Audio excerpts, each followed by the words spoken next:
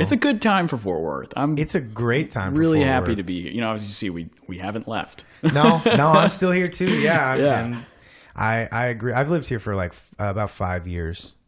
Where are you from? I grew up north of Denton. Okay. I'm from DFW. Yeah. Around, but I went to high school in Denton, lived in Denton for a long time, and then I moved here. Cool. And I really like it here. This is the first place outside of that feels like home to me. Right on. I never really felt at home in Denton. I was always figured this was just a place that I was, and I needed to go somewhere else. When I moved to Fort Worth, I moved here as a musician. I've been, without a day job for 9 years, but I moved here and I settled in really quickly because the scene kind of took me in.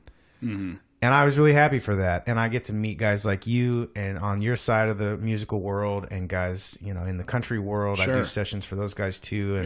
And do all this stuff. And it's such a variety of people in Fort Worth. I think it really is. It's a great town. And it's a very fertile time for Fort Worth right now because people like Leon Bridges and Luke Wade and people who are on a national scale. This morning, Maren Morris got nominated for 4 Grammys. Yeah, 3 or how 4. insane She's is from that? somewhere around She's from here. Arlington. Not close enough. Yeah. We'll claim her. I'll claim her. Yeah, that's closer Totally. to here than it is to Dallas. Right. So yeah, it's so cool, and they're just kind of putting these cities on the map. And I've spent a lot of time in Austin over the last year or two, and I've realized down there that people are starting to leave Austin and look for other places to go. Sure. They're moving to the Northwest or wherever, Nashville or wherever. And a lot of them are coming up here. There's a handful of people that I know that have moved up here, and and I think that's great. I think that this scene is good, and that helps people like me out because people start looking at, okay, well, what else is going on in this scene, and I'm one of the people that they might come across. Right. And that's pretty cool. So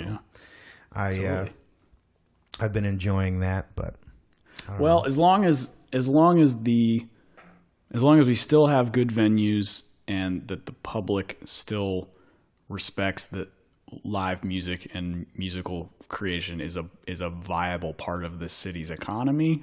Yeah, for sure. and art scene, then I think we'll be okay. But that's every city in America is fighting that battle right now. Absolutely. Even in it's a very in Europe.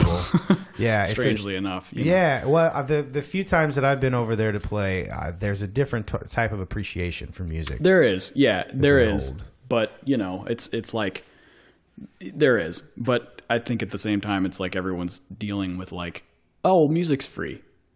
Right. So we can just get it however we want. Yeah. I don't really care that I should have to pay for this. Right. Yeah. Roger and I were talking about that the other day. And he made the point that it's been only fairly recent that paying someone to play music for you live has come about because music has been around for a really long time and no one really had to get paid to do it. Right. So this as a career and the idea of walking into a venue and you don't know who's playing, but you're going to pay $15 to get in it's a fairly new concept. And then now with the advent of social media and downloading and streaming, it's totally changed the way that people take in music. Yeah.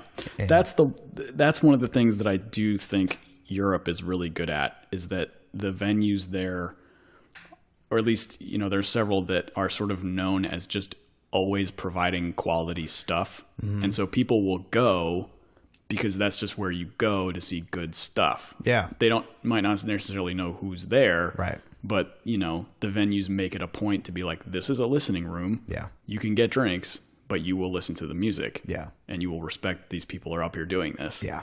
And that's I kind of miss that.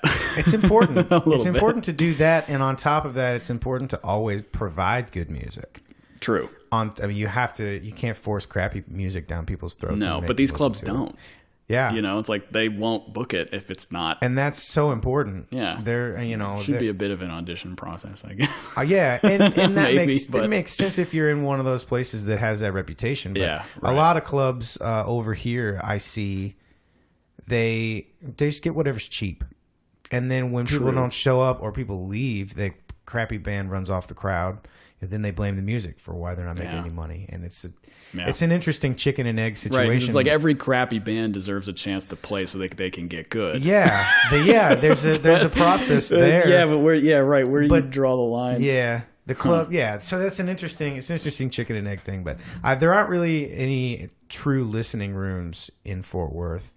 But Live Oak maybe would be the closest. Yeah, in that back room. There could be, but you're taking a risk of running off the people who aren't there for that. Well, at that point, yeah. But I think, and then the larger scope of that is that it's hard to say because since there, I mean, I guess there was like, well, I haven't lived here forever, but everyone used to tell me how great Caravan of Dreams was. Mm-hmm. But that might be sort of they might be hiring more like national touring acts and stuff like that. But as far as like local stuff, it's like you still have to make sure that the public respects that there is something that is and that they're actually going to want to go to a listening room. Right.